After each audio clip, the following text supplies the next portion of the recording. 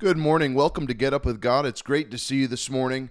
Hope you're going to have a great day today. I'm going to start it off the right way with the Word of God and 6 points right here at 6 a.m. Today's discussion is what is influencing you. I want to talk to you about some points today that are going to be helpful for the influence and the impact other things have on your life. What influences you? What has the ability to influence you? What's your responsibility in influencing others? Let's get into this today. Open with me to the book of Galatians, two places, the book of Galatians, the 5th chapter, and the 12th chapter of the book of Romans. Let's start there. Point number one is influence has power on your life.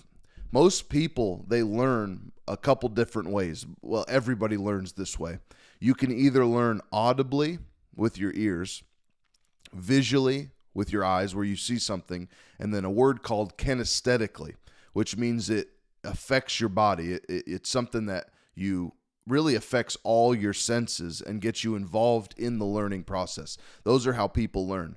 I learn very well visually. I can see something, watch something, and I've as a drummer, as a musician, I'm able to be influenced easily by music, by what goes into my ears. And I can listen to things without seeing anything and hear the different drum patterns, hear the different types of drums that are being played. And I've been able to do that since a young age, that I can hear music and then repeat it on a drum set. A lot of musicians are like that. They're audible learners. When it comes to other things, though, it depends on what the circumstance is, but any learning that I do, 99% of the time it comes through audible, visual, or kinesthetically, and that goes for anybody. But I can learn any of those different ways, and most people are like that. But I want to talk to you today about the influences not only do people have on your life, but there's an invisible world that can have a major impact on your life as well. There's a spiritual world that has an impact on you.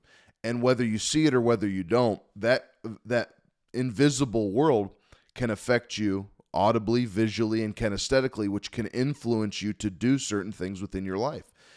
This actually, funny enough, my pastor has been going through a series of demonic influence and how the demonic has influence on people's life. And last week I had woke up. Oh, it was early in the morning. I don't know, but I had this word that it was like blazing in like bold letters, bright when I woke up in my mind. And it wasn't a vision or anything, but I had these letters and these words in my mind, influence. And as soon as I woke up, and I had some people in my mind and in my heart that I had been praying for and hoping that the Lord deals with and helps and sets a course right and deals with some stuff in their life with them. And I had these particular people in my mind, but these words came to my mind and immediately just shone very bright inside my mind, and the words were influence. And so again, number one, influence has power in your life. Most people learn audibly, visually, kinesthetically, and this influence has the power to sway and move your life. That word, the Greek word for influence, is the word anakopto, which it means to steer, like as in a ship, and it means to move in the direction of whatever that thing is swaying you in the direction of. And so to go back for a second, that was point number two, is that the Greek word for that word influence, or the Galatians chapter 5 verse that we're going to read, he talks about being hindered or to have some influence on your life. But to go back for a second before we go into that verse, Galatians 5 is the first place we're going to go to. Audibly, visually, and kinesthetically, think about those influences or the power of the influence that would have on your life, or where you could encounter any of those things. Yeah, I mean, it's limitless where you could counter audible, visual, or kinesthetic. Give you an example. Anything that you hear throughout the course of a day is the ability for it to get implanted on the inside of you. If you think about music or anything that you learn from, most of the time it either comes from a lecture, like if you're in school, a teacher, a professor of some sort, of an audio tape or something that you can listen to. Maybe it's in your headphones, a podcast, something like this. Audio and visual are some of the most powerful influences that can, ways that you can be influenced. So what goes in your ears is powerful. What goes in your eyes is powerful. We're constantly watching what goes in our daughter's eyes, and parents should be watching what is influencing your children, what goes into their little mind that can begin to build that mind on what they see and what they hear. That's how powerful some of these things are. Is it begins to it can develop you if you don't have a developed mind. But once you have a developed mind, which is where I want to get to, once your mind has been developed and it's got some influence already, what can influence additionally to what you already have in it begin to do to your life? It can begin to sway you and begin to move you. Galatians chapter 5, turn to verse 7 with me. Paul says, you ran well. You ran well. He's speaking in past terms. So this means that they currently are running. That these are believers that he's speaking to. That these Galatians, you have ran well. You have been doing well. So they've been on the right course before. This is probably, this message, this particular thing will come out to those who are running well, who are in the Christian race potentially. And there's some that may listen to this that are not. But Paul directly here is speaking to those who are running well. Then he says, who hindered you from obeying the truth? So this word hindered, again, I'm using this word influence, but this word hindered in the Greek is that word I told you before, which is anakopto, which means to change course as in the direction of a ship, to move in a different direction as in to move the rudder of a ship. And so this is what has happened to the people. Maybe it's happened to someone that's listening to this, that you have been going the right direction, but all of a sudden you're being influenced like this. I know a big thing right now that's happening within Christianity is this numbness that's coming over people. There's so much going on in people's lives. We're in the midst of potentially facing recession within our country. If you're in America, there's a lot that's happening. That's not negative. There's not negative talk. That's not me being pessimistic about things. Look, I'm a faith person. I'm believing that things will continually get better in my and my family's life and those that are around me. We're believing, we have hope for the future. That's personal, though. That's for you. That's for me individually. But it doesn't mean that the nation isn't going to experience things that they're doing to itself. When you when you make interest rates go up as high as they are, and the prices of houses have gone up as high as they are, something has to give. People either can't afford it, they don't want to buy it, so that causes what's called a recession. People rescind different things like putting money into markets and stuff like that. So there's so much of this going on. People are feeling the pressure of what's happening in society. And so people right now, are Christians especially, you're not seeing them be as compelling and as influencing as they once were. It's more like batten down the hatches. Let's look around and let's see what's going on. We should be on the offense. We should be moving forward with the mission that we have been planted here and planted in this world. To remember, you're not of this world. You're a part of this world. You're here, but you're not of this world. You've been reassigned. You have a new assignment. And so the outside influences now can begin to impact people, the economy, the health, the pandemic situations that go around the world with health and different things that are happening in society can begin to influence you and can begin to impact you.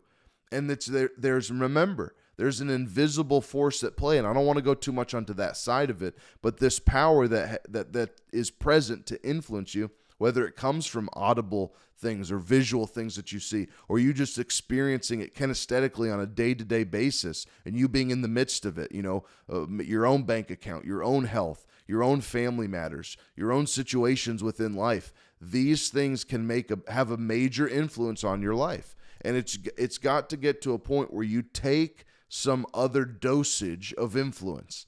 You take some other injection of influence and you be intentional about it. So let me go back to this in Galatians 5. You ran well. Who hindered you from obeying the truth? Now, keep your finger there, but go back to the book of Romans, just a couple books back, into the book of Romans, the 12th chapter, and go to verse 1.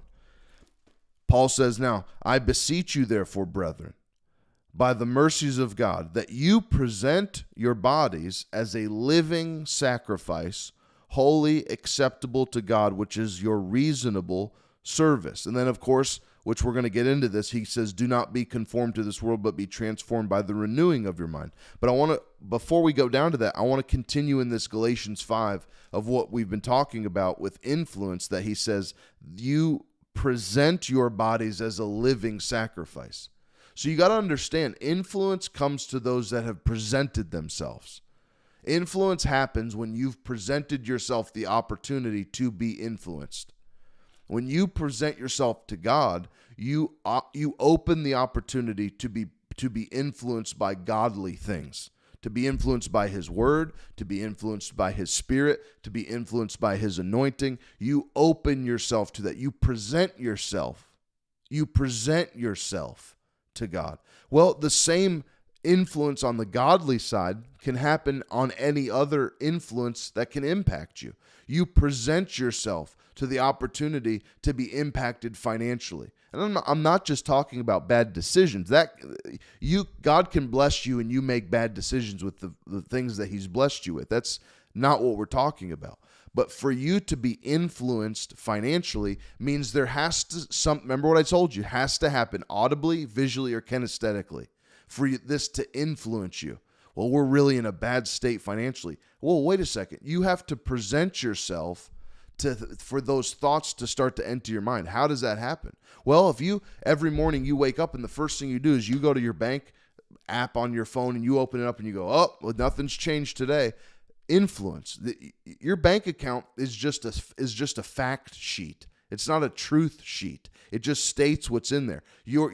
Or whatever it is, the health of your, if you get a blood report. Now, I know technology has advanced so much, so if you get your blood work done, and all you do is you open up your blood work, and then you go through the little app that, because I know most people have access to that stuff now, is you go through your app and you say, well, this is my blood work, and this is what, and you look at that all the time. Look, that's not your evidence. That's what's influencing. Or you listen to the news and you start to get input by all these different prophets of the world today that are not prophets of God. This begins to impact and influence you. You listen to the wrong people.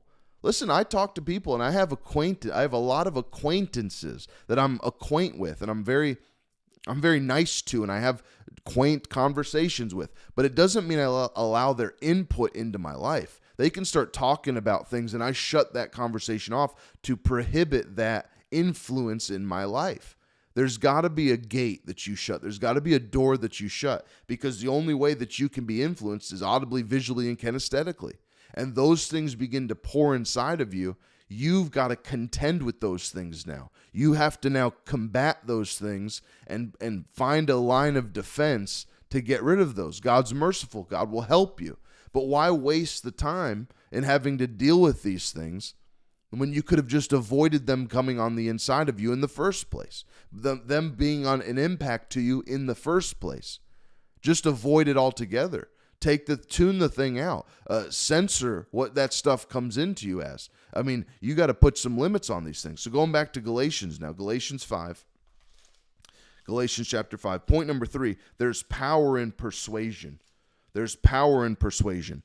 Let me finish Galatians 5 and then we'll get back to this. 2 Corinthians, Galatians 5. You ran well. Who hindered you from obeying the truth? This persuasion does not come from him who calls you. A little leaven leavens the whole lump. I have confidence in you, in the Lord, that you will have no other mind, but he who troubles you shall bear his judgment, whoever he is. So there's a couple things in there that you need to see. That you will have no other mind. What does that mean? That you will put your mind on, settle on other facts. He said, I don't want you to have any other mind besides the mind, basically the mind of Christ. I want you to keep that mind on you. And he says, but he who troubles you, and you can trace that word troubles back to that same word who hinders you, which is to change direction, to bear a load upon you. He who stops you abruptly on your path. Those who trouble you shall bear their judgment, whoever he is. Why is it a he? Why is it a person? Because the things around you are going to impact you. So you said you've heard, maybe you haven't, but you may have heard this phrase if you've ever read any type of book other than spiritual type books, is that you become the people that you surround yourself with.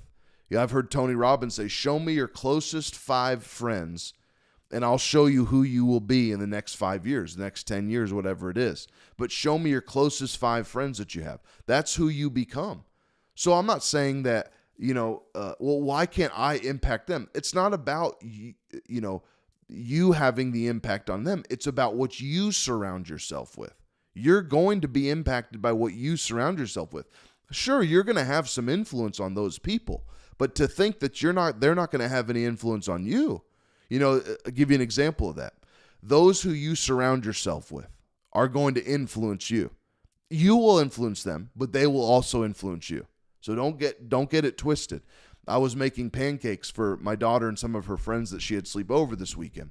And I was making the pancakes on the little platter here, and I try and get fancy and make more pancakes than I can. I want to fit them all on that little platter so we can make as many as possible. You got hungry girls that want to eat, so you got to get some food out and get it ready. So I'm putting pancakes on the thing, and you pour out the pancake batter on the tray, and it takes a little while, not a little while, maybe 30 seconds, and then you flip them over. Well, if you get too fancy with it or too quick with it and you pour a pancake size too big, they might intersect each other. Well, I had poured one and there was other ones ready, so I flipped those. Well, the one that I flipped kind of got in the other cake batter a little bit, or the pancake batter a little bit, and then I had to scrape it off. But now that other cake batter was a little bit smaller because that cake batter got on the one that was finished. Now that one had to sit on there a little longer, so it got too hot, and now it's a little burned. Do you see how influence can happen? You get involved in somebody else, they get on you a little bit, you get on them, but now you're rubbing off. That influence is getting on one another. This is how this happens. And no matter how spiritual, smart people will avoid bad relationships. Spiritual people, I'm spiritual. People who get around me, I rub off on them. Wonderful. But don't think for a second that you keep people around you long enough, no matter how spiritual you are, that's going to rub off on you. They're going to be sending you, videos and pictures and text messages, and your encounter with them is going to have an exchange to it. Jesus talks about this in Luke chapter 14. You turn there real quick with me. Luke chapter 14. Jesus talks about the power of influence. I won't read the whole story, but he talks about a dinner that a master calls. He gives a parable. The master calls for dinner. The people, they go out, his servants go out, grab people. They're too busy. They have excuses. But then listen to what he says at the end of this in verse 23. And the servant said, "Master, it is done as you command, and still there's room at the table." And his master said to the servants, "Go out into the highways, hedges, and compel them to come in, that my house may be filled." So it went from asking and requesting now, where he said, "Get these people, bring them to my dinner." Those people that he invited, they had too much to do. They had made excuse and they couldn't attend. They could attend, but they had other things that were more important than attending. And he said, "Go into the highways, the byways, the streets, the hedges, compel people now. Don't just invite them. Don't just offer it." Listen to this now. He said, "Compel them to come. Urge them to come." Now, if you trace that word compel back, that persuasion, it traces back to the same type of vernacular as the anakopta word, the root word there. It traces back to that, to steer and to move, change the direction in which they're going. But in this particular context, what Jesus is saying to them is he's saying aggressively persuade and convince. Like, force your direction on them. It's compelling them. This is what influence does to you. It inadvertently, unnoticeably begins to influence you or change your direction without you knowing about it. It's forcible. It doesn't ask. It doesn't give you an option. It begins to force its way on you without your choice. This is what influence does and persuasion does to you. But the problem with it is is it doesn't ask your permission. That's the same type of terms Jesus is telling the servants. Don't ask, don't request, compel. Grab them and bring them with you. Now, this isn't a message about this story or this parable. I want you to understand that term when Jesus said, "Go come," or Jesus in the parable with the master saying, "Go compel these people." It wasn't a choice. It wasn't like if they want to come. He was saying, convince them if they don't want to want to. This is what influence does. You don't really want to. You don't really have the desire to. But the influence is moving you without option, without choice. It sways you. It begins to coerce you into doing it, whether you like it or whether you don't. It's the power of influence. And you may not even notice it happening. Now, in this case, if someone's getting brought to a dinner, you may notice that. But see, influence doesn't make itself aware of itself. Whatever the thing is that's influencing you. It doesn't make itself aware. It doesn't announce itself, hey, just wanted to let you know, I'm here. I'm here to sway you from your current path and pull you away. No. Paul said, who hindered you?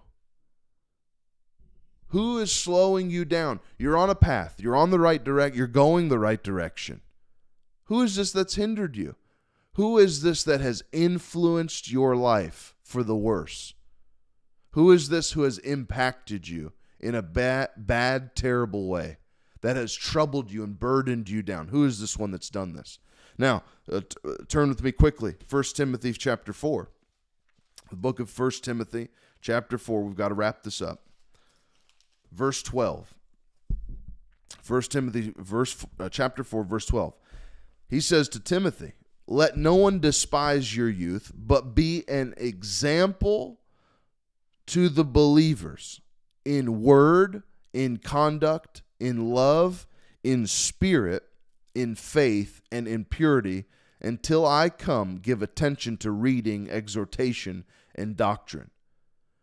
He says, be an example to the believers in the word. Be an example. Be the light that they should be, or in other words, the influence that they should have. Through word, doctrine, through love, in the spirit, faith, purity. This is the influence you should be giving off. This is the influence you and I should be having on those around us. Not that we can control what others are influencing. Not that, you can control if you're influenced or not by cutting off audible, visual, and kinesthetic opportunities to be influenced. You can cut those off. But now on the flip side, what are you influencing others to do? Are you an influence with the right things to influence somebody with? I wouldn't want to be someone that is a bad example to those that are around me. I have a lot of people that now look at me as an example within the church. My pastor has laid that burden on my shoulders. Not that it was, my goal to have that, but when he brings you in front of people and then he tells people to talk to me about certain things, now they look to me as an example. I inadvertently will influence people whether I like it or I don't, but you have the same impact. So do I outside of the church. Now, in my everyday life, I have a family that I influence. I have friends that I influence. I have acquaintances, business partners, business influences, or business people that I'm in business with, that they have the opportunity to be influenced by my example. And this is what Jesus said in, not Jesus rather, but Paul said in Romans to us, back to 12,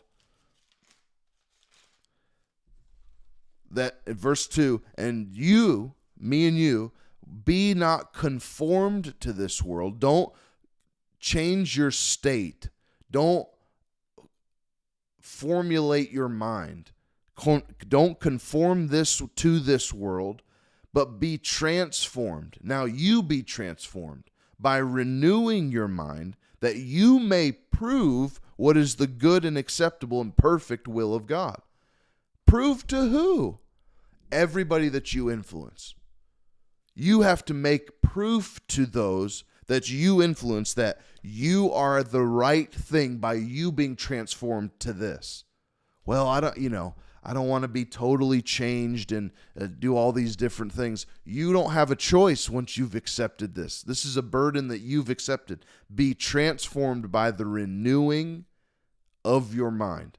Renewed. Completely renewed. Now, you may have to do this if you've been influenced by the wrong thing in your life. If you've put yourself around things, and maybe we'll go into the deeper root of what happens audibly, visually, kinesthetically, on what is influencing you and the demonic behind those things, the invisible enemy that's coming from those sources. But you and I must take offense, not be offended. I'm saying we must be on the offense. We can't just sit back and lay back and go, well, this is just the scenario that I'm in, and I can't do anything about it. You can do something about it. Well, Dillon, it's the job that I have. If it's that bad, change the job. Well, I can't just up and change the job. Then be influenced. But don't say that it's impossible to cut off the influence in your life. It is.